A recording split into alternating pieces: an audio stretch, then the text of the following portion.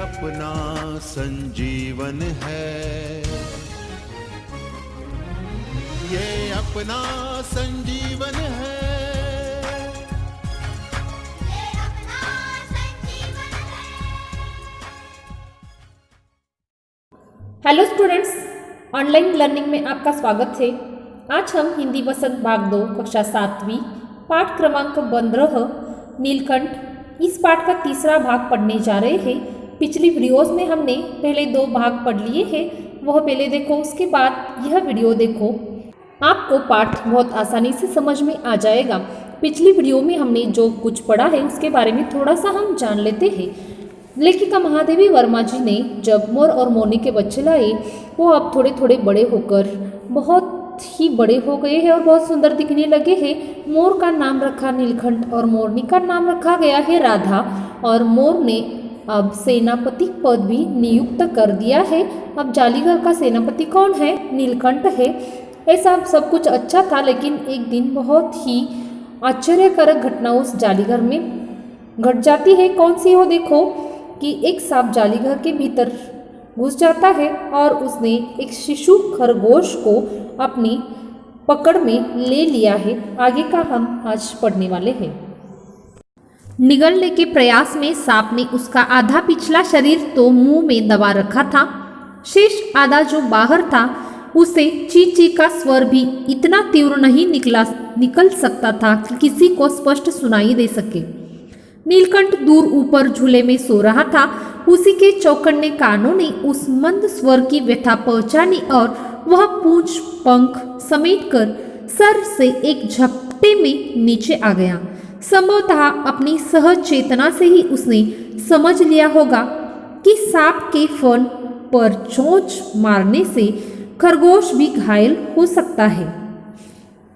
देखो बच्चों, यहाँ पर जालीघर में एक सांप घुस गया है और उस सांप ने किसे पकड़ लिया है? छोटे से खरगोश के बच्चे को पकड़ लिया है।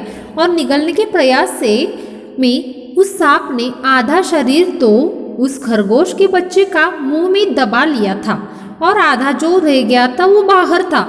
इससे उस खरगोश के बच्चे की चीख चीख की जो आवाज़ थी वो भी नहीं आ रही थी।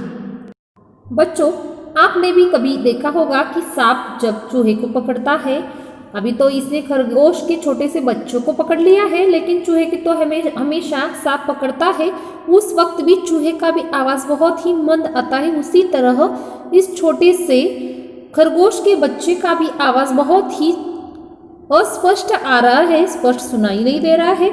फिर भी नीलकंठ कहाँ पर बैठा था? बहुत ही दूर झूले पर वो सो रहा था, यानी पेड़ पर। उसी के चौकन्ने यानी बहुत ही उत्तेजित कानों ने उसका तो छोटा सा स्वर था, वह स्वर पहचान लिया और पूंछ पंख समेट कर इकट्ठा करके वो झट से जमीन पर आ गया है।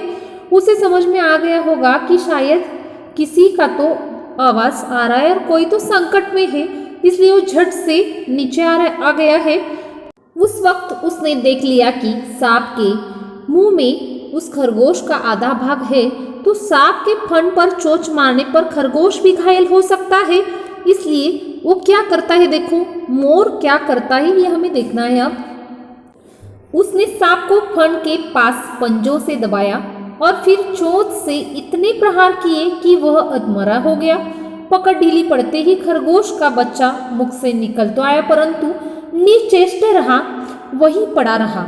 देखो बच्चों, सांप को फन के पास पंजों से उसने दबाया है ताकि वो खरगोश जीवित रहे, खरगोश का बच्चा। और फिर उसने चोंच से इतने प्रहार किए कि वो सांप जो था वो अधमरा हो गया है। पकड़ ढीली पड़ गई है उसके जो मुंह में खरगोश था, उस मुंह की पकड़ जो थी वो अब ढीली पड़ गई है और खरगोश का बच्चा बाहर निकल गया है। लेकिन वो बहुत ही जख्मी हो गया था, निश्चेष्ट हो गया था, वो वैसे ही मूर्छित पड़ा रहा। राधा ने सहायता देने की आवश्यकता नहीं समझी, परंतु अपनी मंद केका से किसी असामान्य घटना की सूचना सब और प्रसारित कर दी।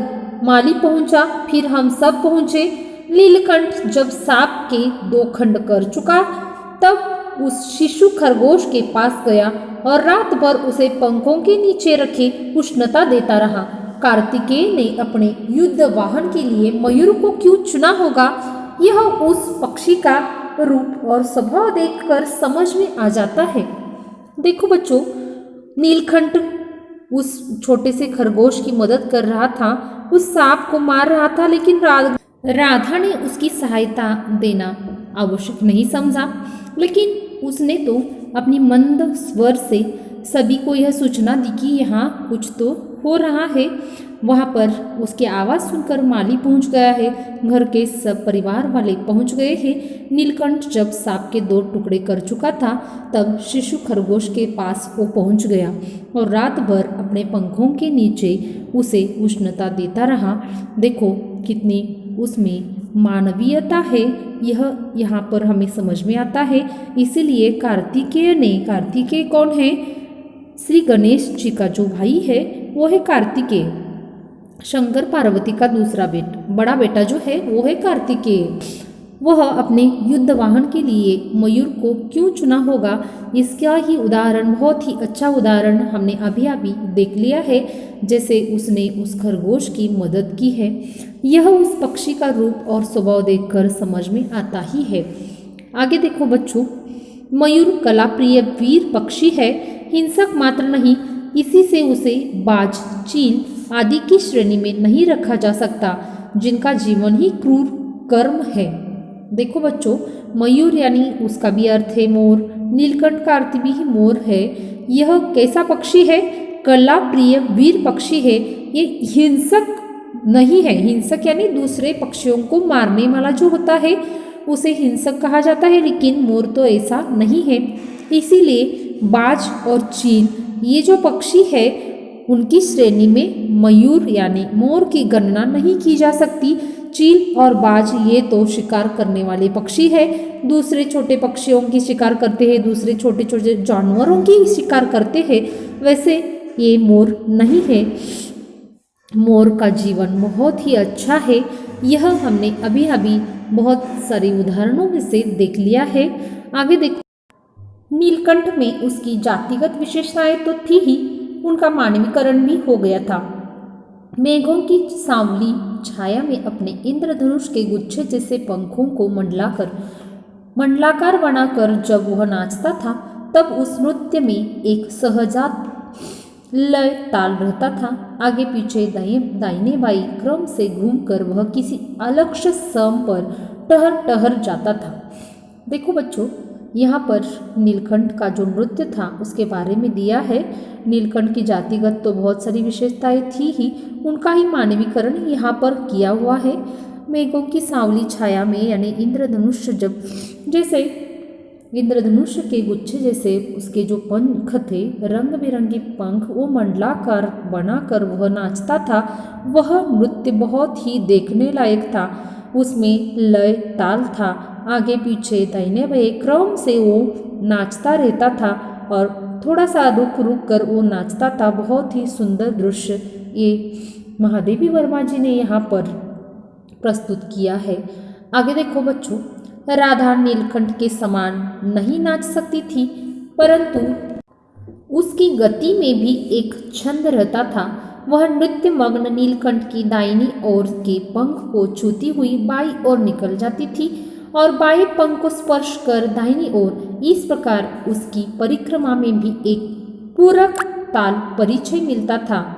देखो बच्चों, राधा नीलकंठ के समान तो बहुत अच्छा नहीं नाचती थी, फिर भी उसकी गति में एक छंद था, वो भी चुपचाप नहीं बैठती थी। वह नृत्य मग्न नीलकंठ की दाहिनी ओर से पंख को छूकर बाई ओर निकल जाती थी और बाई ओर की पंख को स्पर्श करते दाहिनी ओर, ऐसे आगे पीछे नीलकंठ के आगे पीछे करते हुए नृत्य करने का प्रयास राधा भी करती थी। इस तरह परिक्रमा में एक पूरक ताल परिचय होता था। आगे देखो बच्चों, नीलकंठ ने कैसे समझ लिया कि उसका नृत्य मुझे बहुत भाता है, यह तो नहीं बताया जा सकता, परंतु अचानक एक दिन वह मेरे जाली घर के पास पहुंचते ही अपने झूले से उतरकर नीचे आ गया और पंखों का सतरंगी पंखों को सतरंगी मंडलाकार छाता तान कर नृत्य की भंगिमा में खड़ा हो गया। तब से यह नृत्य भंगिमा नित्य का क्रम बन गई। प्राय मेरे साथ कोई न कोई देश विदेशी अतिथि भी पहुंच जाता था और नीलकंठ की मुद्रा को अपने प्रति सम्मान पूर्वक समझकर विस्मयाभिभूत हो उठता था। कई विदेशी महिलाओं ने उसे परफेक्ट जेंटलमैन की उपाधि दे डाली। जिस नुकीली पैनी चोंच से वह भयंकर विषधर को खंड खंड कर सकता था, उसी से मेरी हथेली पर रखे हुए भुने चने ऐसी कोमलता से हौले हौले उठाकर खाता था कि हंसी भी आती थी और विस्मय भी होता था।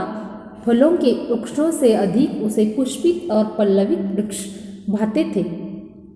लेखिका महादेवी वर्मा जी यहाँ पर बताने जा रही है कि नीलकंठ ने कब समझ लिया, मुझे भी मालूम नहीं कि मुझे उसका नृत्य भाता है यानी पसंद है।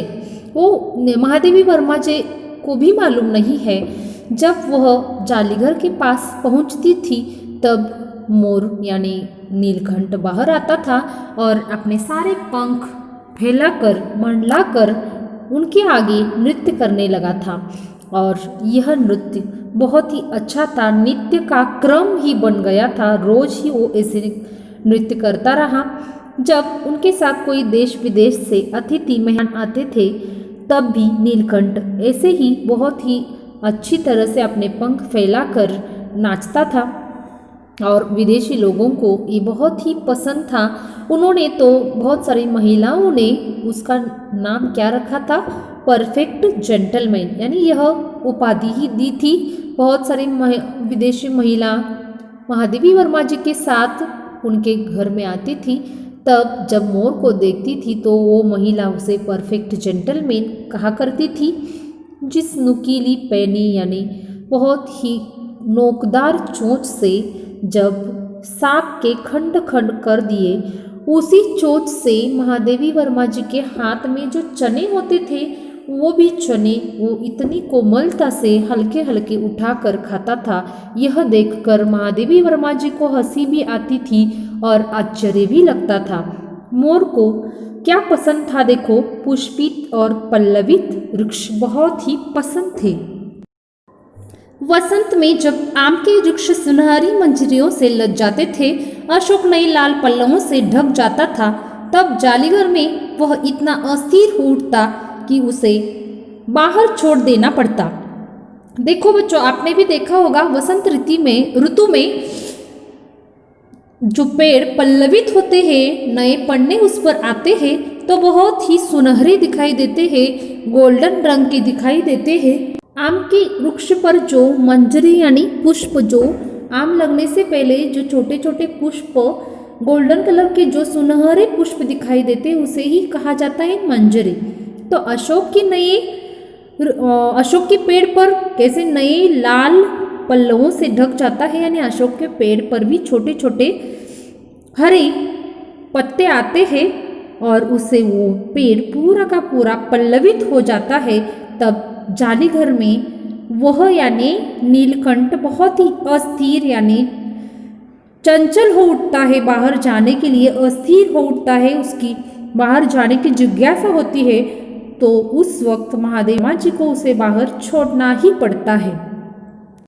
वसंत ऋतु में प्रकृति का दृश्य बहुत ही सुंदर देखने लायक होता है, तो वह दृश्य नीलकंठ को भी बहुत पसंद था, इसलिए वो बाहर जाने में अधीर उठता था। अस्थिर होना यानी अधीर होना, बाहर जाने के लिए वो उसका मन बहुत चंचल हो उठता था। उस वक्त महादेवी वर्मा जी भी उसे बाहर छोड़ देती थी। वो मनसोक्त नाचता था, नृत्य करता था। बच्चों, आपको यहाँ तक पाठ समझ में आ चुका होगा। आपको यह वीडियो बहुत अच्छी तरह से देखना है, समझना है और इसमें जो भी कुछ संयुक्ताक्षर आए हैं वह अपने काफियों में सुंदर हस्ताक्षर में लिखने हैं। धन्यवाद।